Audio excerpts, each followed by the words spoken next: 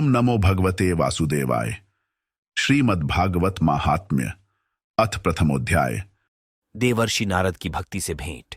सच्चिदानंद स्वरूप भगवान श्री कृष्ण को हम नमस्कार करते हैं, जो जगत की उत्पत्ति, स्थिति और विनाश के हेतु तथा आध्यात्मिक, आधिदैविक और आधिभौतिक तीनों प्रकार के ताप का नाश करने वाले हैं।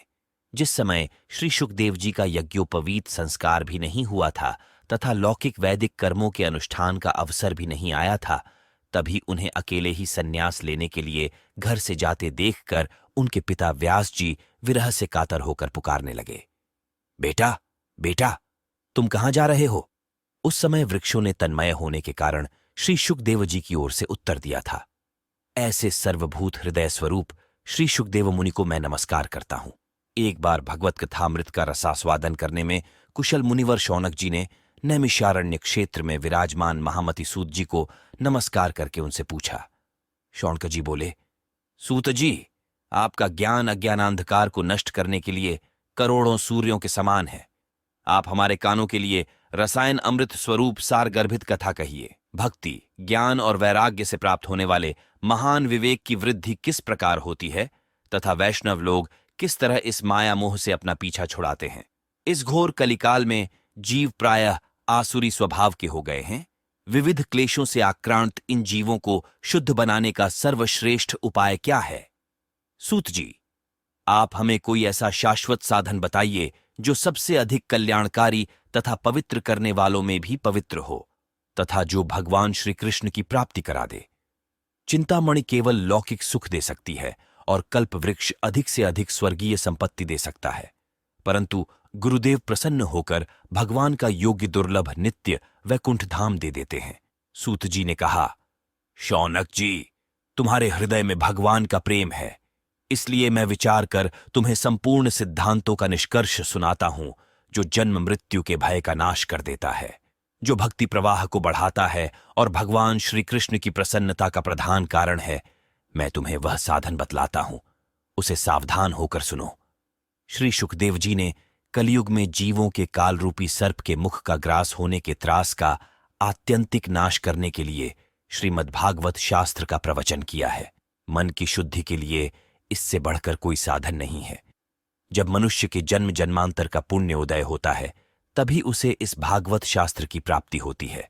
जब शुकदेव जी राजा परीक्षित को यह कथा सुनाने के लिए सभा में विराजमान हुए, तब देवता लोग उनके पास अमृत का कलश लेकर आए। देवता अपना काम बनाने में बड़े कुशल होते हैं, अतः यहां भी सबने शुकदेव मुनि को नमस्कार करके कहा, आप यह अमृत लेकर बदले में हमें कथामृत का दान दीजिए। इस प्रकार परस्पर विनिमय हो जाने पर राजा परीक्षित अमृत का पान करे और हम सब श्रीमद्भागवत रूप अमृत का पान करेंगे। इस संसार में कहां कांच और कहां महामूल्य मणि तथा कहां सुधा और कहां कथा। श्री शुकदेव जी ने उस समय देवताओं की हंसी उड़ा दी। उन्हें भक्ति शून्य जानकर कथामृत का दान नहीं किया। इस प्रकार यह श्रीमद्भागवत की कथा देवताओं को भी दुर्लभ है। पूर्व काल में श्रीमद्भागवत के श्रवण से ही राजा परीक्षित की मुक्ति देखकर ब्रह्मा जी को भी बड़ा आश्चर्य हुआ था। उन्होंने सत्यलोक में तराजू बांधकर सब साधनों को तौला। अन्य सभी साधन तौल में हल्के पड़ गए। अपने महत्व के कारण भागवत ही सबसे भारी रहा।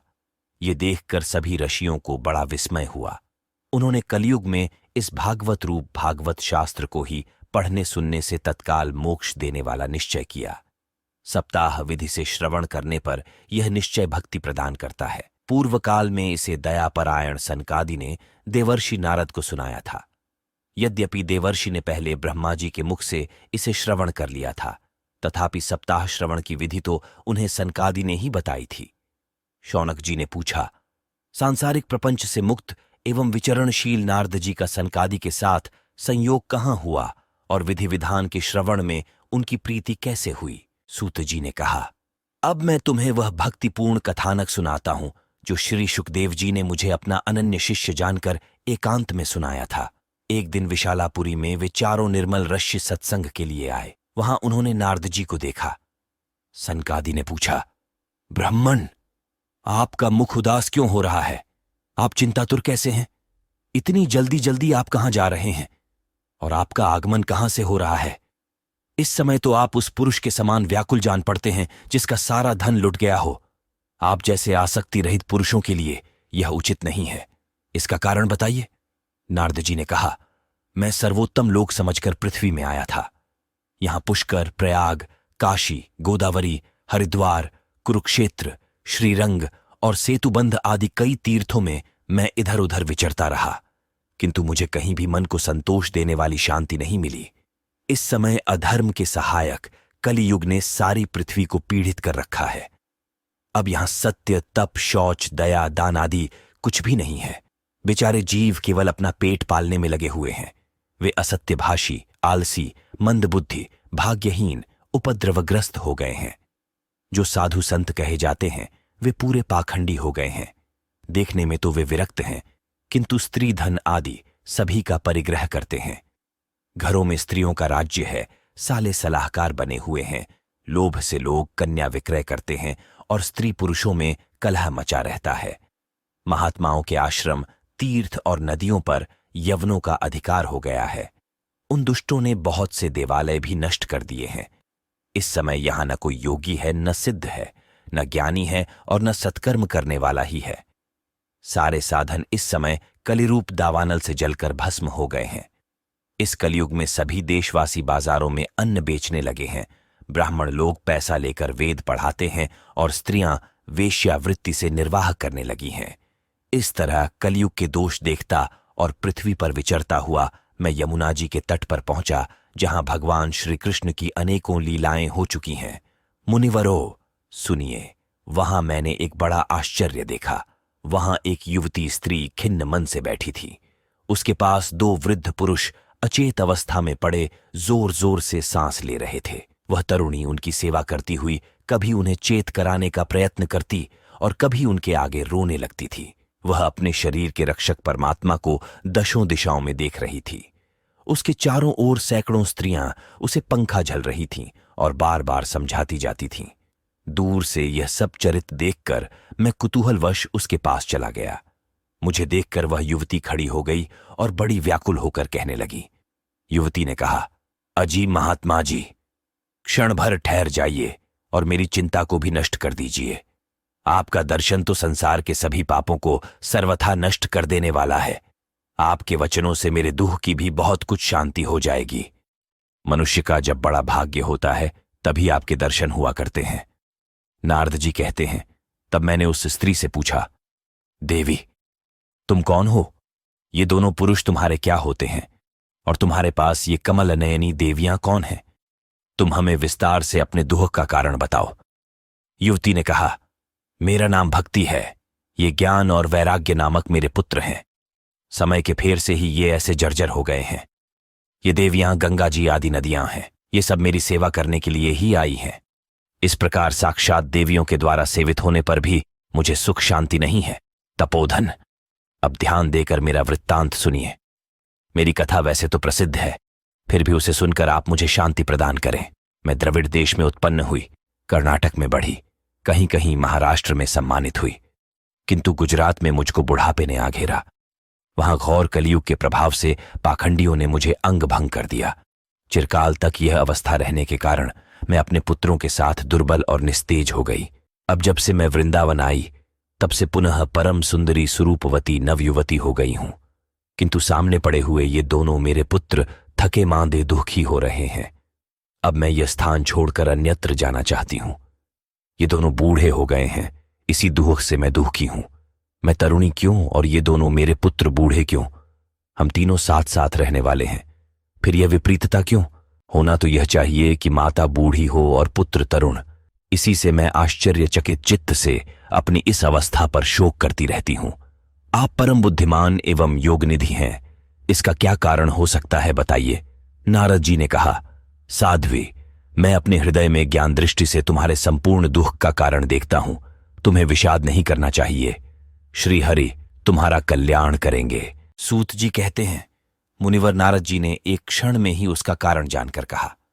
नारद जी ने कहा, देवी, सावधान होकर सुनो, यह दारुण कलयुग है।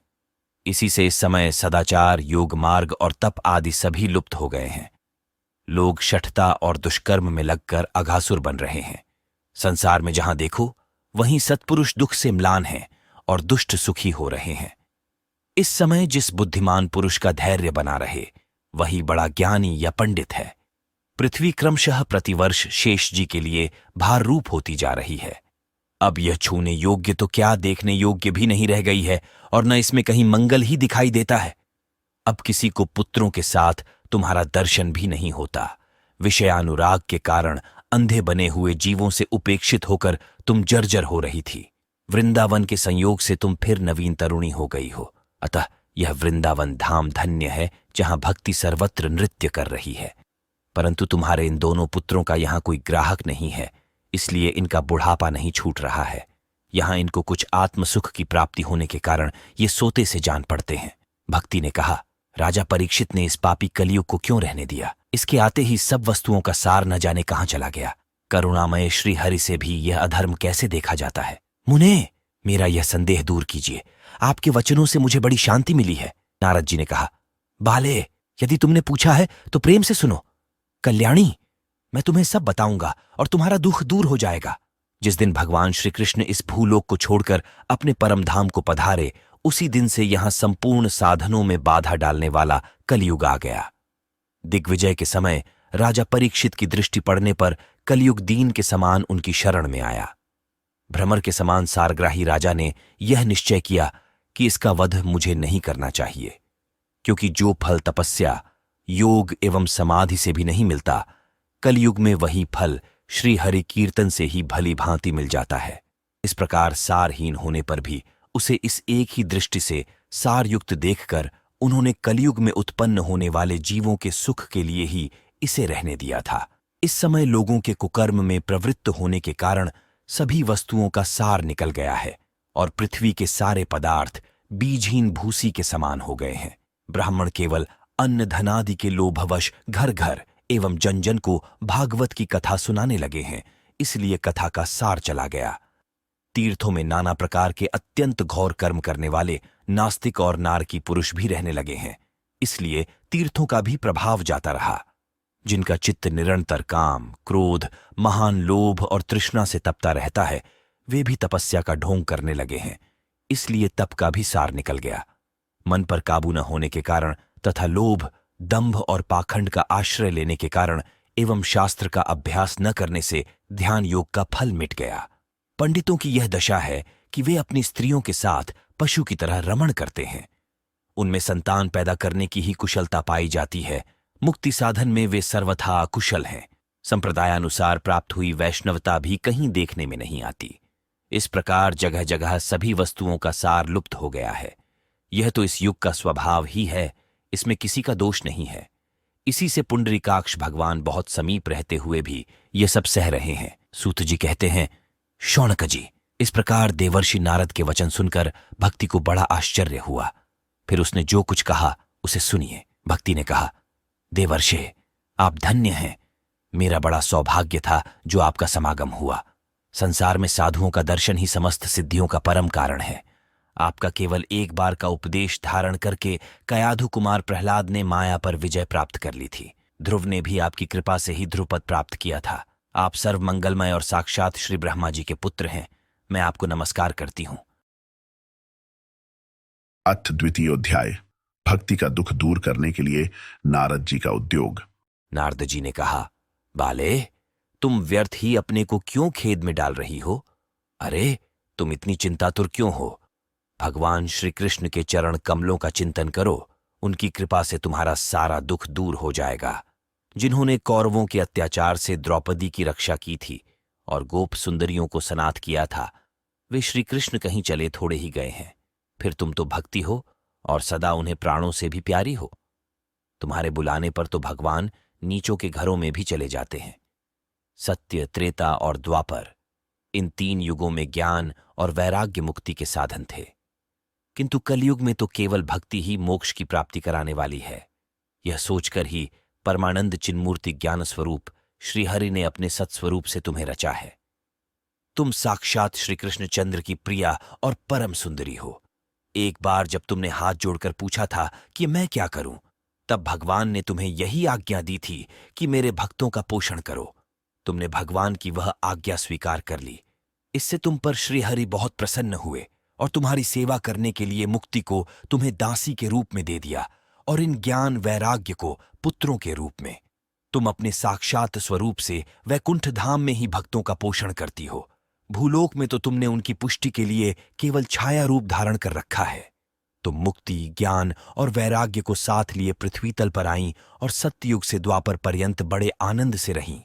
कलयुग में तुम्हारी दासी मुक्ति पाखंड रूप रोग से पीड़ित होकर क्षीण होने लगी थी, इसलिए वह तो तुरंत ही तुम्हारी आज्ञा से वैकुंठ लोक को चली गई। इस लोक में भी तुम्हारे स्मरण करने से ही वह आती है और फिर चली जाती है, किंतु इन ज्ञान वैराग्य को तुमने पुत्र मानकर अपने पास ही रख छोड़ा है। फिर भी कलयुग में इनकी उपेक्षा होने के कारण तुम्हारे ये पुत्र उत्साहहीन और वृद्ध हो गए हैं। फिर भी तुम चिंता न करो, मैं इनके नवजीवन का उपाय सोचता हूं। सुमुखी, कली के समान कोई भी युग नहीं है। इस युग में मैं तुम्हें घर घर में प्रत्येक पुरुष के हृदय में स्थापित कर दूंगा। देखो, अन्य सब धर्मों को दबाकर और भक्ति विषयक महोत्सवों को आगे रखकर यदि मैंने लोक में तुम्हारा प्रचार न किया तो मैं श्रीहरि का दास नहीं। इस कलयुग में जो जीव तुमसे युक्त होंगे वे पापी होने पर भी बेखटके भगवान श्री कृष्ण के अभय धाम को प्राप्त होंगे। जिनके हृदय में निरंतर प्रेम रूपिणी भक्ति निवास करती है वे शुद्धांतःकरण पुरुष स्वप्न में भी यमराज को नहीं देखते। जिनके हृदय में भक्ति महारानी का निवास है उन्हें प्रेत, पिशाच, राक्षस या दैत्य आदि स्पर्श करने में भी समर्थ नहीं हो सकते। तप, वेदाध्ययन, ज्ञान और कर्म आदि किसी भी साधन से भगवान वश में नहीं किए जा सकते। वे केवल भक्ति से ही वशीभूत होते हैं। इसमें श्री गोपीजन प्रमाण है। मनुष्यों का सहस्रों जन्म के पुण्य प्रताप से भक्ति में अनुराग होता है। कलयुग में केवल भक्ति ही सार है। भक्ति से तो साक्षात श्री कृष्णचंद्र सामने उपस्थित हो जाते हैं। जो लोग भक्ति से द्रोह करते हैं वे तीनों लोकों में दुख ही दुख पाते हैं। पूर्व काल में भक्त का तिरस्कार करने वाले दुर्वासा ऋषि को बड़ा कष्ट उठाना पड़ा था। बस व्रत, तीर्थ, योग, यज्ञ और ज्ञान चर्चा आदि बहुत से साधनों की कोई आवश्यकता नहीं है। एकमात्र भक्ति ही मुक्ति देने वाली है। सूत जी कहते हैं, इस प्रकार नारद जी के निर्णय किए हुए अपने महात्म्य को सुनकर भक्ति के सारे अंग पुष्ट हो गए और वे उनसे कहने लगीं। भक्ति ने कहा, नारद जी, आप धन्य हैं। आपकी मुझ में निश्चल प्रीति है। मैं सदा आपके हृदय में रहूंगी, कभी आपको छोड़कर नहीं जाऊंगी। साधो, आप बड़े कृपालु हैं। आपने क्षण भर में ही मेरा सारा दुहक दूर कर दिया, किंतु अभी मेरे पुत्रों में चेतना नहीं आई है। आप इन्हें शीघ्र ही सचेत कर दीजिए, जगा दीजिए। सूत जी कहते हैं, भक्ति के ये वचन सुनकर नारद जी को बड़ी करुणा आई और वे उन्हें हाथ से हिला डुलाकर जगाने लगे। फिर उनके कान के पास मुंह लगाकर जोर से कहा, ओ ज्ञान, जल्दी जग पड़ो। ओ वैराग्य, जल्दी जग पड़ो। फिर उन्होंने वेद ध्वनि, वेदांत घोष और बार बार गीता पाठ करके उन्हें जगाया।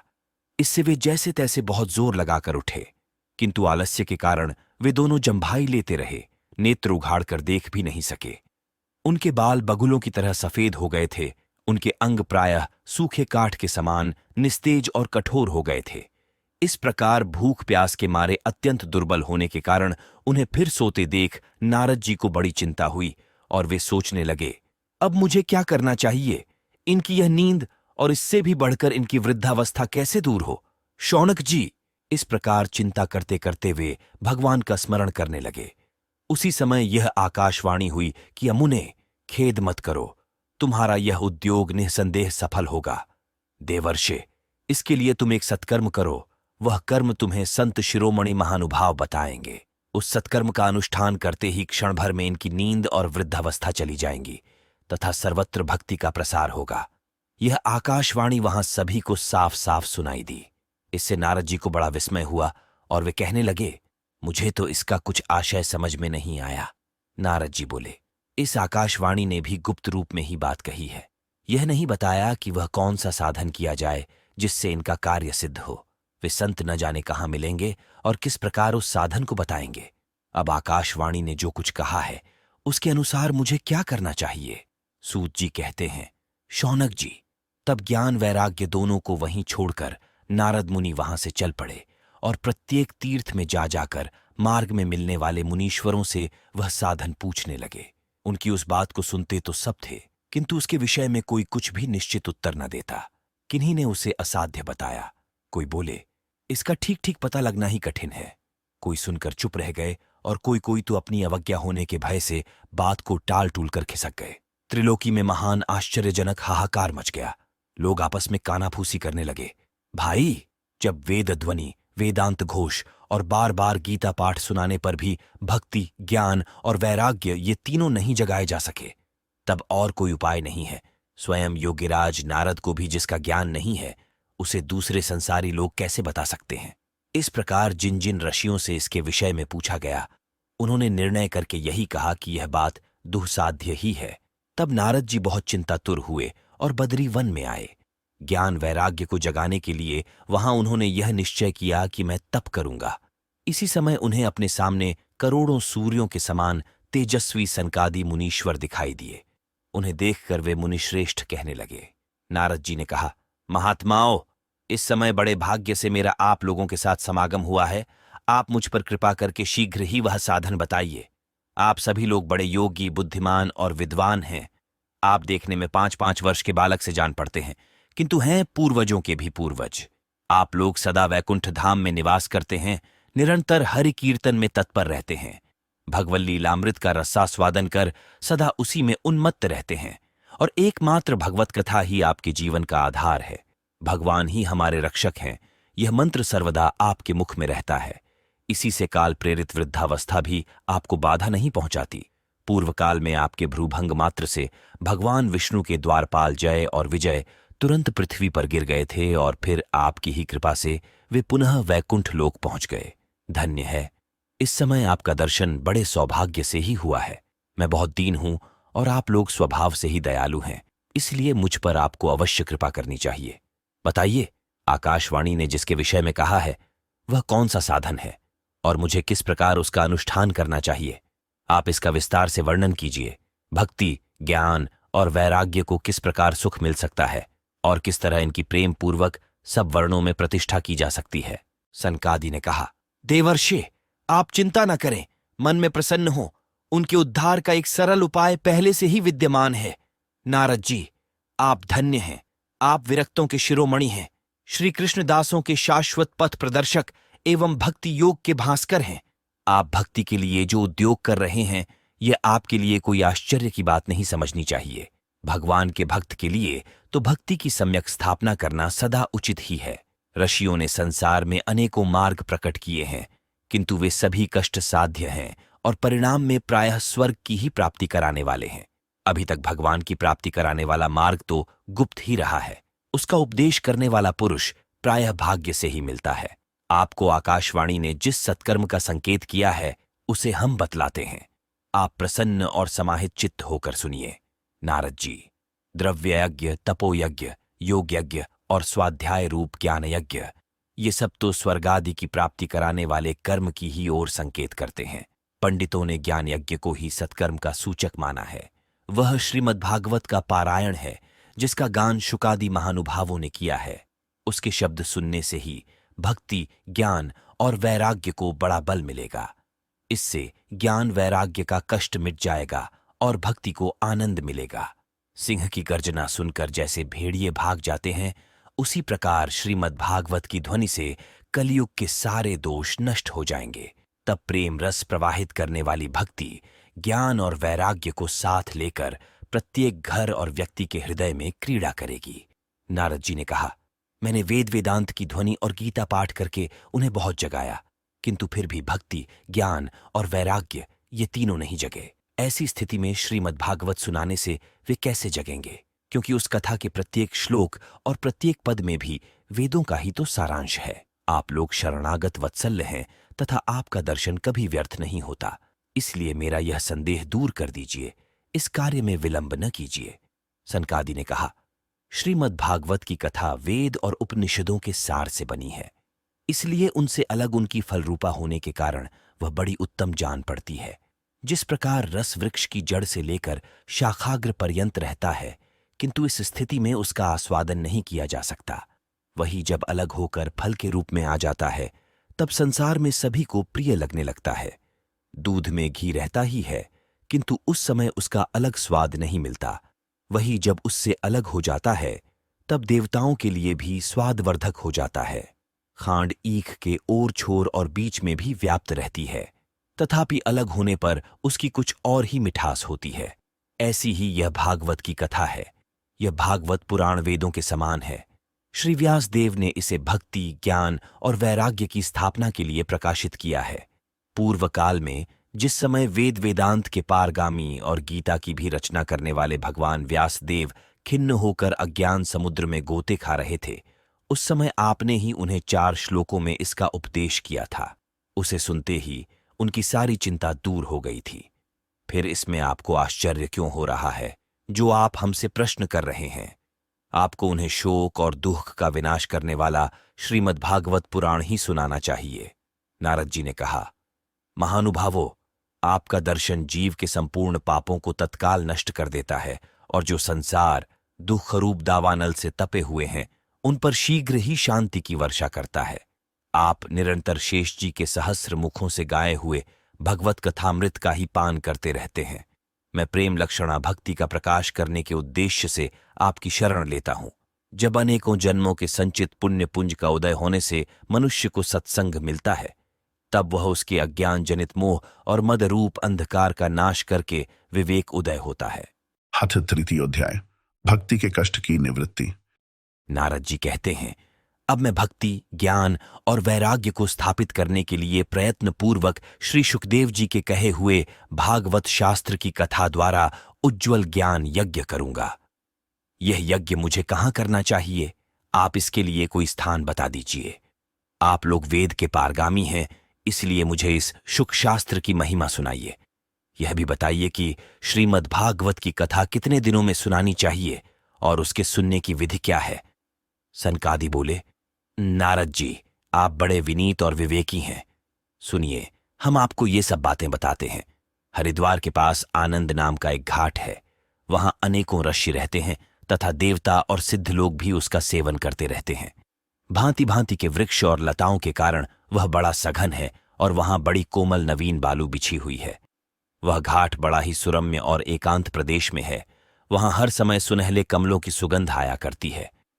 उसके आसपास रहने वाले सिंह, हाथी आदि परस्पर विरोधी जीवों के चित्त में भी वैरभाव नहीं है। वहां आप बिना किसी विशेष प्रयत्न के ही ज्ञान यज्ञ आरंभ कर दीजिए। उस स्थान पर कथा में अपूर्व रस का उदय होगा।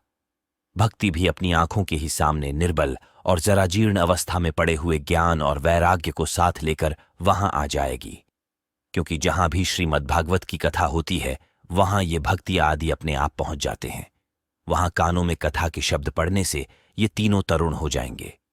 सूत जी कहते हैं, इस प्रकार कहकर नारद जी के साथ सनकादि भी श्रीमद् भागवत कथामृत का पान करने के लिए वहां से तुरंत गंगा तट पर चले आए। जिस समय वे तट पर पहुंचे, भूलोक, देवलोक और ब्रह्मलोक सभी जगह इस कथा का हल्ला हो गया।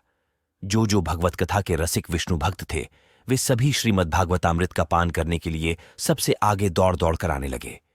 भृगु, वशिष्ठ, च्यवन, गौतम, मेधातिथि, देवल, देवरात, परशुराम, विश्वामित्र, शाकल, मार्कंडेय, दत्तात्रेय, पिप्पलाद, योगेश्वर व्यास और पराशर, छायाशुक, जाजली और जहनु आदि सभी प्रधान प्रधान मुनिगण अपने अपने पुत्र, शिष्य और स्त्रियों समेत बड़े प्रेम से वहां आए। इनके सिवा वेद, वेदांत, मंत्र तंत्र, 17 पुराण और 6 शास्त्र भी मूर्तिमान होकर वहां उपस्थित हुए। गंगा आदि नदियां, पुष्कर आदि सरोवर, कुरुक्षेत्र आदि समस्त क्षेत्र, सारी दिशाएं, दंडक आदि वन, हिमालय आदि पर्वत तथा देव, गंधर्व और दानव आदि सभी कथा सुनने चले आए। जो लोग अपने गौरव के कारण नहीं आए, महर्षि भृगु उन्हें समझा बुझा कर ले आए।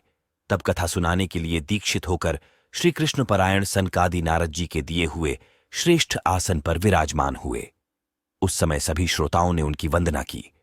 श्रोताओं में वैष्णव, विरक्त, सन्यासी और ब्रह्मचारी लोग आगे बैठे और उन सबके आगे नारद जी विराजमान हुए। एक ओर ऋषिगण, एक ओर देवता, एक ओर वेद और उपनिषदादि तथा एक ओर तीर्थ बैठे और दूसरी ओर स्त्रियां बैठीं।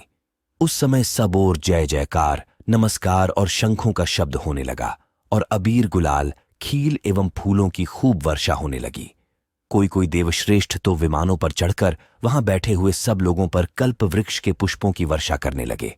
सूत जी कहते हैं, इस प्रकार पूजा समाप्त होने पर जब सब लोग एकाग्रचित्त हो गए, तब सनकादि ऋषि महात्मा नारद को श्रीमद्भागवत का महात्म्य स्पष्ट करके सुनाने लगे।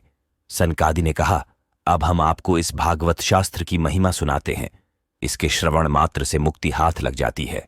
श्रीमद्भागवत की कथा का सदा सर्वदा सेवन आस्वादन करना चाहिए।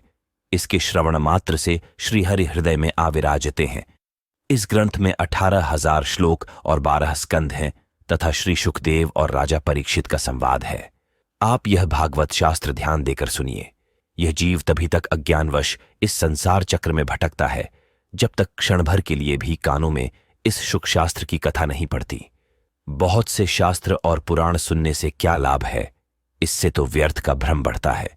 मुक्ति देने के लिए तो एकमात्र भागवत शास्त्र ही गरज रहा है। जिस घर में नित्य प्रति श्रीमद्भागवत की कथा होती है वह तीर्थ रूप हो जाता है और जो लोग उसमें रहते हैं उनके सारे पाप नष्ट हो जाते हैं।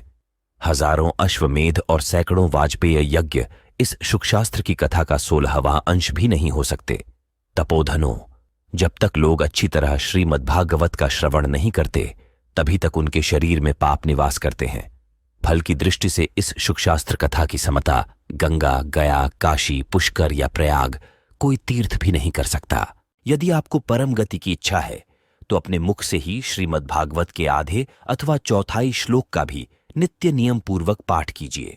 ओंकार, गायत्री, पुरुष सूक्त, तीनों वेद, श्रीमद्भागवत, ओम नमो भगवते वासुदेवाय, यह द्वादशाक्षर मंत्र, 12 मूर्तियों वाले सूर्य भगवान, प्रयाग, संवत्सर रूपकाल, ब्राह्मण, अग्निहोत्र, गौ, द्वादशी तिथि, तुलसी, वसंत ऋतु और भगवान पुरुषोत्तम, इन सब में बुद्धिमान लोग वस्तुतः कोई अंतर नहीं मानते। जो पुरुष अहर्निश अर्थ सहित श्रीमद्भागवत शास्त्र का पाठ करता है उसके करोड़ों जन्मों का पाप नष्ट हो जाता है, इसमें तनिक भी संदेह नहीं है। जो पुरुष नित्य प्रति भागवत का आधा या चौथाई श्लोक भी पढ़ता है उसे राजसूय और अश्वमेध यज्ञों का फल मिलता है।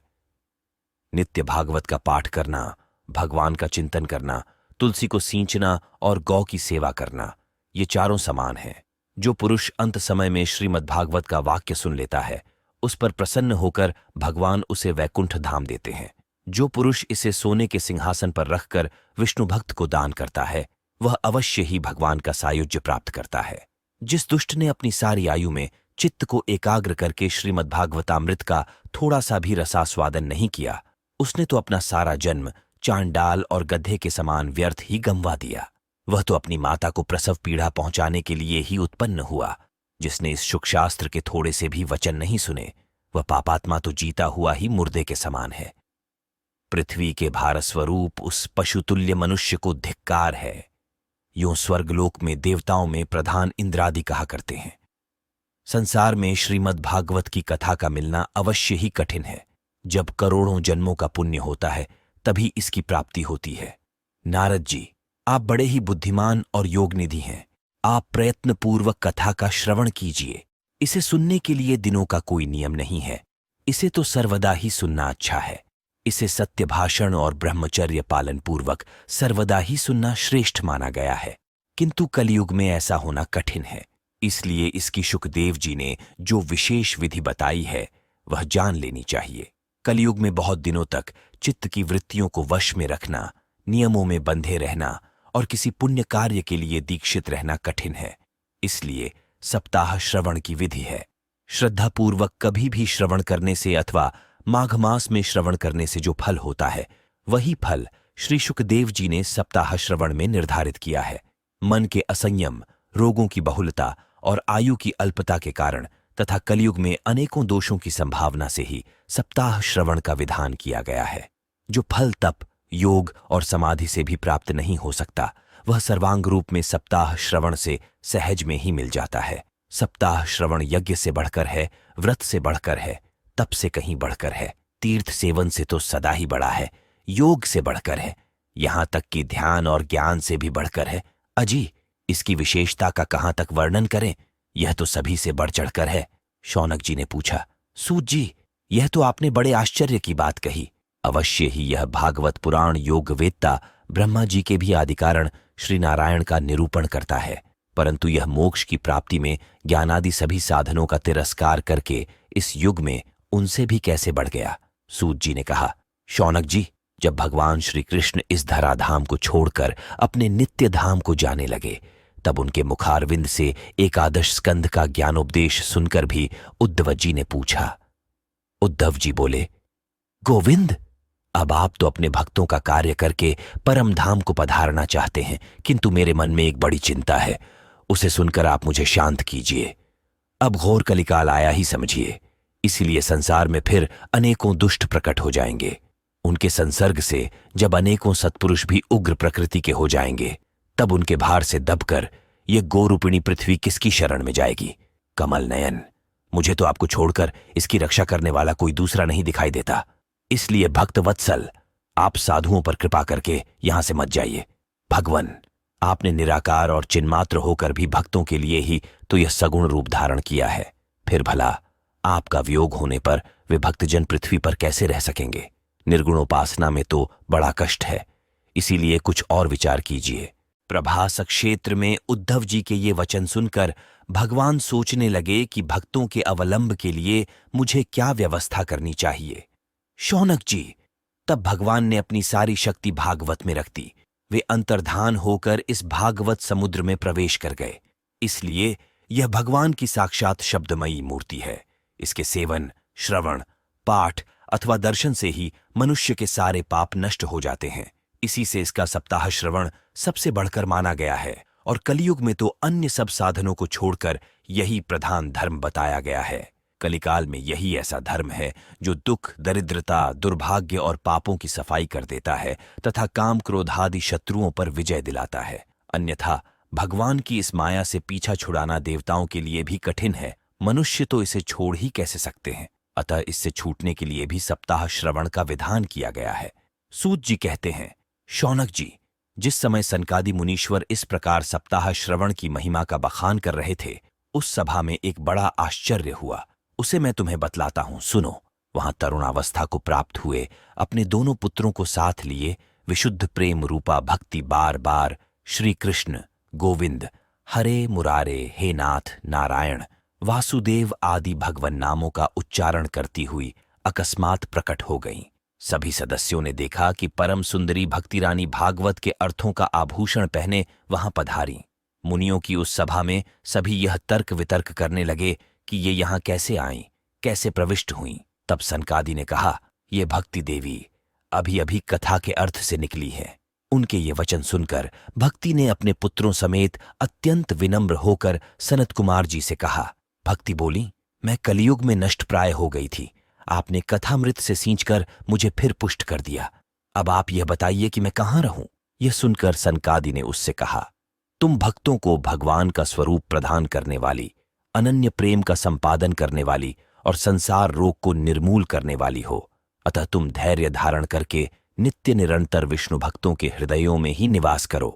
ये कलयुग के दोष भले ही सारे संसार पर अपना प्रभाव डालें, किंतु वहां तुम पर इनकी दृष्टि भी नहीं पड़ सकेगी। इस प्रकार उनकी आज्ञा पाते ही भक्ति तुरंत भगवत भक्तों के हृदयों में जा विराजी, जिनके हृदय में एकमात्र श्रीहरि की भक्ति निवास करती है। वे त्रिलोकी में अत्यंत निर्धन होने पर भी परम धन्य हैं, क्योंकि इस भक्ति की डोरी से बंधकर तो साक्षात भगवान भी अपना परम धाम छोड़कर उनके हृदय में आकर बस जाते हैं। भूलोक में यह भागवत साक्षात परब्रह्म का विग्रह है। हम इसकी महिमा कहाँ तक वर्णन करें। इसका आश्रय लेकर इसे सुनाने से तो सुनने और सुनाने वाले दोनों को ही भगवान श्री कृष्ण की समता प्राप्त हो जाती है। अतः इसे छोड़कर अन्य धर्मों से क्या प्रयोजन है।